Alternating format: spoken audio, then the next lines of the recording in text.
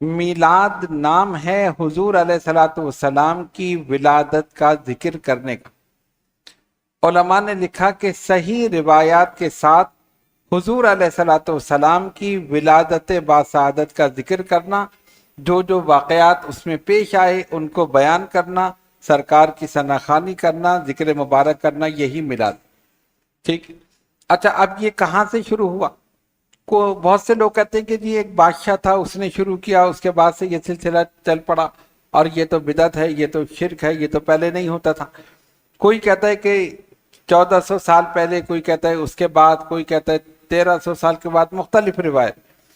ہم آپ کو بتائیں کہ میلاد النبی صلی اللہ علیہ وسلم کرنا سب سے پہلے اللہ تبارک و تعالیٰ کی سنت، پھر نبی پاک علیہ الصلوۃ والسلام کی سنت، سرکار نے خود اپنا میلاد منایا، پھر صحابہ کی سنت، پھر تابعین، تبع تابعین، بزرگان دین، اولیاء کاملین، یہ سلسلہ چلا آ رہا۔ اب آپ کہیں گے اللہ تعالیٰ کی سنت کیسے؟ سب سے پہلا میلاد ہوا عالم ارواح میں۔ آپ دیکھیں، دنیا میں آنے سے پہلے ہماری روحیں جو تھی نا، یہ عالم ارواح میں تھی، ساری روحیں۔ بعد میں پھر اس دنیا میں آئی نا، تو عالم ارواح میں اللہ تبارک و تعالیٰ نے ایک محفل میلاد کی، اور اس کی دلیل کیا ہے؟ قرآن کریم میں اللہ تبارک و تعالیٰ فرماتا ہے وَإِذْ أَخَذَ اللَّهُ مِيثَاقَ النَّبِيِّينَ، اے محبوب صلی اللہ علیہ وسلم یاد کیجئے اس واقعے کو جب اللہ نے انبیاء سے ایک میثاق لیا، ایک عہد لیا۔ لما آتیتکم من کتاب و حکمہ، جب میں تمہیں کتاب و حکمت عطا کروں، یعنی ابھی پیغمبر اس دنیا میں نہیں آئے، ابھی دنیا وجود میں ہی نہیں آئی، سب کی روحیں عالم ارواح میں ہیں، وہاں خالق کائنات انبیاء کرام علیہ السلام کی روحوں کو جمع کر کے ان سے ایک عہد لے رہا۔ لما آتیتکم من کتاب و حکمہ، جب میں تمہیں کتاب و حکمت عطا کروں، یعنی تمہیں نبوت اور رسالت میں عطا کروں، دنیا میں بھیجوں، تو پھر کیا ہو؟